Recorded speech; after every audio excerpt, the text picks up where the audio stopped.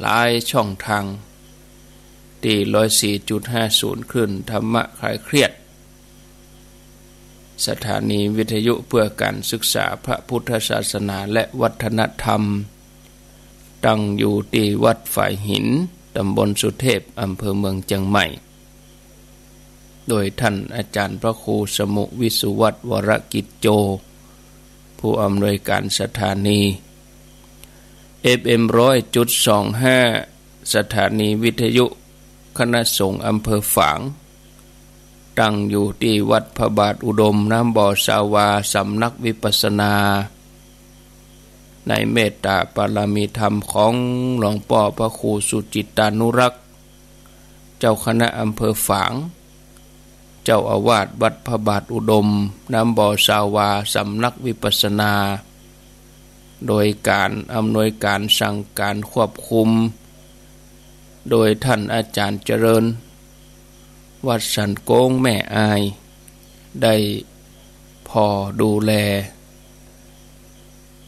จับเวลาเชื่อมเวลาก็เอาธรรมะไปสู่ผู้ฟังทางบ้านสถานีวิทยุ 103.50 แดนดินถิ่นล้านนา 103.50 แดนดินถิ่นล้านนาตั้งอยู่ที่บ้านหงงัวตำบลน้ำบ่อหลวงอำเภอสันปะตองจังหวัดเชียงใหม่โดยปีอ้ายรุจิสมบัติเงาคำรับสัญญาณตี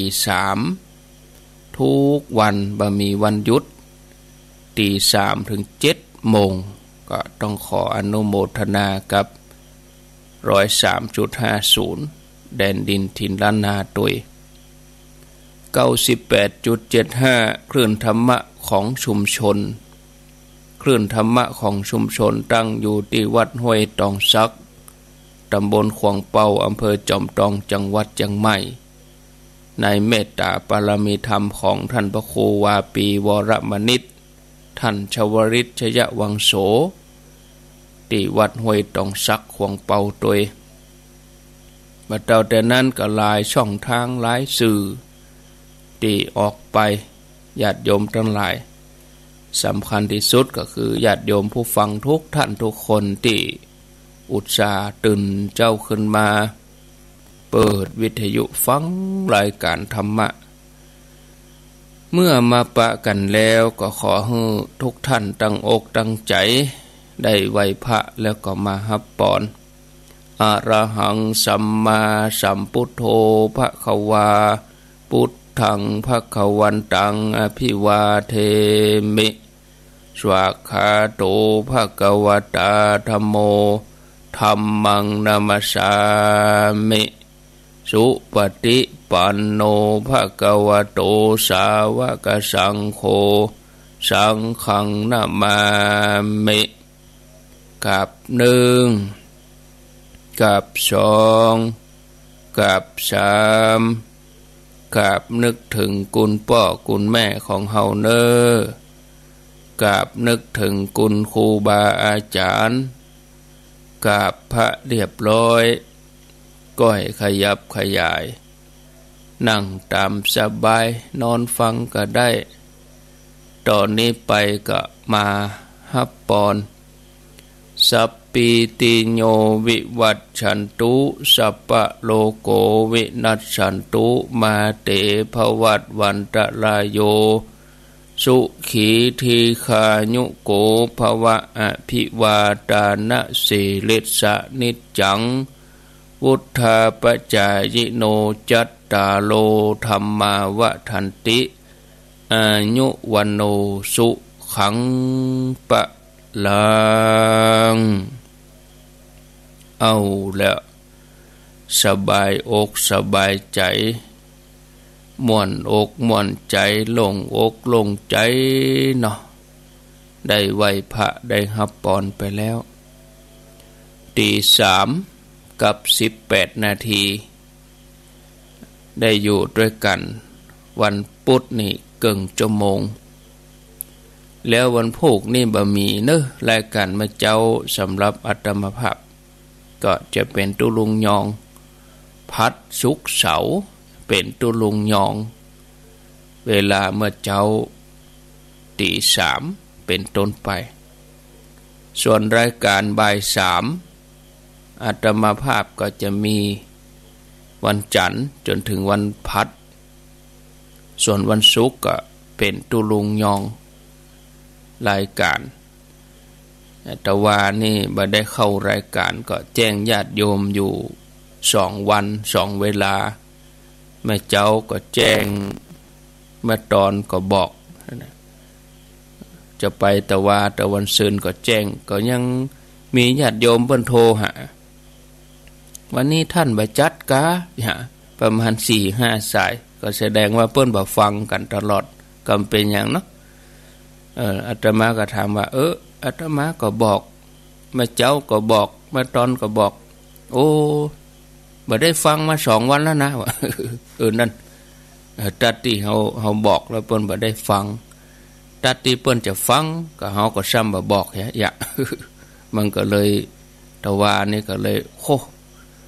อุ่นวายหน่อยตะวานี่โอ้ไปตะฮอดรับโทรศัพท์ช่วงบ่ายนะ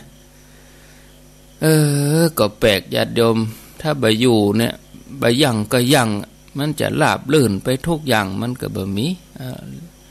แต่ว่านี่อาตมาก็ไปหลายอย่างเนาะไปงานแต่ว่าไปงานศพด้วยไปหอมศพด้วยไปเยี่ยมไข้คนป่วยด้วยยิ่งแต่ว่าบ่าย3ป่ายหน่อยนี่ก็กำลังนั่งรอเยี่ยมคนไข้ก็ตั้งหมอตั้งหยังเปิดก็มาอู้ตัวแล้วเขาจะมาหับโทรศัพท์สองหน้าเปิดนี่ก็สถานการณ์ตอนนั้นนี่มันบ่เอื้อเขาจะมานั่งเคลียคุยโทรศัพท์มันก็ดูบ่เหมาะมันก็เลยอย่างก็ได้ก็บ่ดีก็เลยปิดโทรศัพท์เหตุว่า แล้วก็โทรให้ลงนานแก้ไขแต่ว่านี่ต้องขออภัยเนอะมันอย่างว่านะ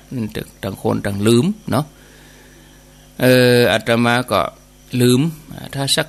20:30นี่ก็โทรหาลุงนานก็แล้วไปนะลุงนานจะไปลืมเนอะอีเนาะอันเนี้ยก็เรื่องก็ตะวานนี่ก็เลยตุลุงยองก็เลยเวลาไปจัดนักเอาก็เพื่อจะมาออกจากโรงยามาก็ได้ยินอยู่หรอเปิ้นถ้าจะเรียบร้อยละอีเนาะ ก็เป็นยังแล้วไปเป็นอดีตเฮาเองก็บ่ใช่จะไปจัดการอะไรอย่างเฮียโมดเนาะบางทีญาติโยมบางท่านก็คงจะนึก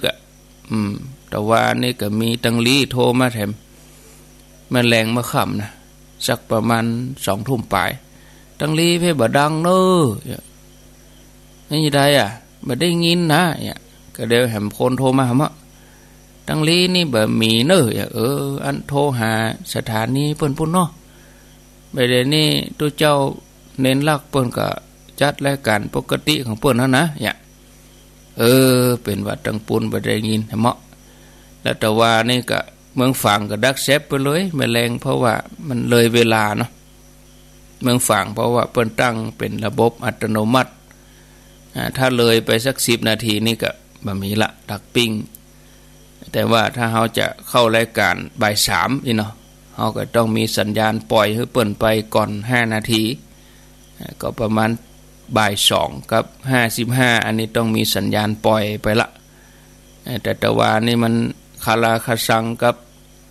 เพราะว่าอาตมาบ่อยู่ก็ต้องเปิดรับสัญญาณที่ฝ่ายหินตลอดเวลาบัดนี้ก็ได้แจ้งบอกลุงนานไว้ว่าลุงนานใกล้เวลาสัก20:00 นปลายนี่ก็มาปิดที่วัดปักตังเจริญนี่กำเนิดอีเนาะลุงนานเพิ่นก็การเพิ่นมีเนาะบางคนก็ตั้งลืมอันเนี้ยก็เลยเป็นเหตุแต่ว่าก็เป็นหยังหลายท่านก็ได้ยินได้ฟังไปแล้ววันนี้ก็จะเข้ารายการปกติเหมือนเดิมบ่าย3นะบ่าย3ปกติเหมือนเดิมก็มีหยังผิดพลาดแล้วก็วันนี้เว้นแต่ไฟดับกับอินเทอร์เน็ตหลุดตัวนั้นอย่างญาติโยมเขาฟังวิทยุนี่เขาต้องทำใจนะบางทีหลุดไปดับไป5 นาที10 นาทีบางสถานีเพิ่นก็ดับไปเป็นครึ่งชั่วโมงพุ่นเพราะอินเทอร์เน็ตช่วงนี้ ที่มันบ่เสถียรบ่เสถียรเท่าใดบ่เสถียรคืออย่างคือมันจะลุดบ่อยที่อาตมาเองก็เหมือนกันบางทีก็ลุดไปมาหูจะแย่ใดก็แย่ได้ก็ทำใจลุดเขาก็รับอย่ารับแล้วมาเปิดลาบไว้ให้นะได้ยินมาได้พอมานะแต่ถ้าบางคนเปิ้นมีช่องทางที่จะฟังเปิ้นก็สมมติว่าอินเทอร์เน็ตทางวิทยุดับแต่อินเทอร์เน็ตยังดีอยู่แล้วก็ติดตามช่องทางอื่นเนาะเข้า Facebook พอเข้า Facebook ฟังเหียเข้าเว็บไซต์ฟังเหียเอกอะหลายช่องทางแต่คนที่เปิ้นคนเฒ่าคนแก่นี่เปิ้นจะฟังก็วิทยุนั่นนะจะไปเข้าเฟซเข้าไลน์เข้าเว็บเข้าแอปอย่างนั้นเปิ้นบ่ฮู้เนาะเปิ้นก็ความหวังของเปิ้นก็คือวิทยุอย่างเดียวหมู่คนเฒ่าทั้งหลายเปิ้นเคยได้ยินที่ไหนเปิ้นก็จะฟังที่หั่นถ้าเปิ้นบ่ได้ยินเปิ้นก็จะจมหาเดือดหาเนาะบางทีก็ลามไปถึงลูกถึงหลานบ่ดูเจ้ามีไหนหะยังมาบ่ได้ยินลูกหลานก็เลยจำเป็นจะต้องมาไหลวิทยุให้แม่ให้พ่อให้อุ้ยไหลไปได้ยินบ่ทีก็ยุ่งหำเมาะหลายท่านที่โทรมาโอ้บ่ได้ยินนะยังแต่ว่าอาตมาก็ฟังอยู่ตั้งแม่คือบ่ได้ยินที่อื่นเพิ่นได้ยินก็มาทำให้ผู้จัดรายการกังวลหำเมาะบางทีเขาก็ต้องเช็ควิทยุเขาไปตัวฐานเขาอ่อนก็ปิดแล้วก็เปิดแถมใหม่เนาะปิดแล้วเปิดแถมใหม่แล้วก็ไหลมาแถมใหม่บางทีเขาตั้งไว้เนี่ยเขาจะไปมั่นใจว่าเปิดวันพุธแห่งกรรมมันถึงจะอยู่ที่เนี่ยมันบัดใจเนาะวิทยุบัดเดียวมันไหลคนเดียวมันนะบางทีเขาฟังขึ้นนี้จะดีฟังทุเจ้าฟังธรรมะจะดีเปิดแถมเจ้าเป็นเพลงไปเหี้ยเขาก็จะต้องปิดชีวิตแล้วก็เปิดทำไมเปิดแล้วก็ไหลช่อหาคนเดียวไหลไปไหลมาเขาเกยอยู่ที่เนี้ยแต่คนเฒ่านี่ต้องเอาสีหมายไว้บางทียังถามว่าฟังขึ้นไหนก็ยังบอกบ่ถูกว่าขึ้นไหนบ่ฮู้นั้นเลขยังบ่ฮู้นะมันดังที่นี่อีแม่ก็ฟังที่เนี้ยเปิ้นจะเป็นอย่างอี้อันนั้นลูกหลานก็จะต้องเอาสีหมายไว้ให้เปิ้นอีแม่มันอยู่ที่นี่เด้อทุเจ้านี่นะถ้าสีขาวนี่ฟังมาเจ้าถ้าสีแดงนี่ฟังมาแรงจังอี้ก็ได้หรอถ้ามาอ่านนี่ยุ่งเพราะว่าสถานีเขาต้องไหลไปไหลมาอย่างโซนสันปะตองแม่วางเนี่ยสันปะตองแม่วางนี่แม่เจ้าก็ฟังนี่ 103.50 แม่แรงบึดบ่าย3ก็ฟัง 89.50 บ้านทุ่งเรดิโอแต่อย่างโยมที่อยู่ในเวียงก็อยู่เมืองฝางก็อยู่ในเวียงเชียงใหม่ก็จึงอยู่เนี่ย 104.5 บ่ไหลไปไหนแล้วเมืองฝางเพิ่นก็มีสถานีเดียวแต่อย่างหมู่เฮาที่เฮาเคยได้ยินคลื่นนั้นแล้วเฮาไม่ได้ยินเฮาก็ไหลไปกะบางคนก็จะอยู่อย่างนั้นน่ะบ่ได้ยินก็จะบ่ได้ยินแล้วก็ไปเดือดร้อนฮ้อนใจกับลูกกับหลานไหลไปไหลมาบ่จ้างจะไหลบ่จ้างจะเซาะแล้วก็บ่จ้างจะไปจะแปลงถ้าแปลงบ่ได้สมมติว่าไหลแล้วปิดแล้วต่อสายแล้วยังบ่ได้ยินเด้อก็จบข่าวเนาะแปลงแล้วลูกเนี่ยกู้ยังแล้วอันนี้หมายถึงพื้นที่ที่เขาเคยได้ฟังนะแต่ว่าถ้าเขาบ่ได้ฟังเหตุตึงหลวงโซ่เหตุตึงหลวงบ่ได้ยินอันนั้นก็ฟังไปที่อื่นเนาะตัวเจ้าบ่จะมีกับอาตมาเขาคนเดียวมันมีหลายๆที่หลายๆสถานีแล้วครูบาอาจารย์เพิ่นก็มีหลายตนเขาก็เลือกฟังเอาจับที่ไหนก็ฟังที่หั่นเนาะอันนี้ก็ชุดแล้วแต่ญาติโยมเป็นความอิสระเฮาเปิงใจจะฟังหลายไม่ใช่มีกับสถานีเดียวกะไหลไปไหลมาจับที่ไหนก็ฟังที่หั่นพอใจก็ฟังไหลมาแล้วฟังแล้วตนนี้บรรยายไปเข้าท่าดีก็ฟังตนนี้บ่เข้าท่าก็ไหลไปอันนี้คือเป็นความอิสระของศรัทธาญาติโยมท่านทั้งหลาย สถานีวิทยุนี่ก็อยู่กับความชัดเนาะอยู่ความชัดถึง2อย่างชัดถึงคำสอนชัดถึงคลื่น ถ้าได้ได้จ่าไปศรัทธาฟังแล้วเข้าอกเข้าใจม่วนอกม่วนใจเพิ่นก็ตึงอยู่ด้วยกันเนี่ยศรัทธาก็ตึงจึงด้วยกันอยู่เนี่ยอีนะเนาะอันนี้ศรัทธาท่านผู้ฟังก็เหลือเวลาแถม3 นาทีก็เดี๋ยวจะเชื่อมสัญญาณไปที่วัดหริการามต้นธงท่านธนอัตเปิ่นจัดรายการญา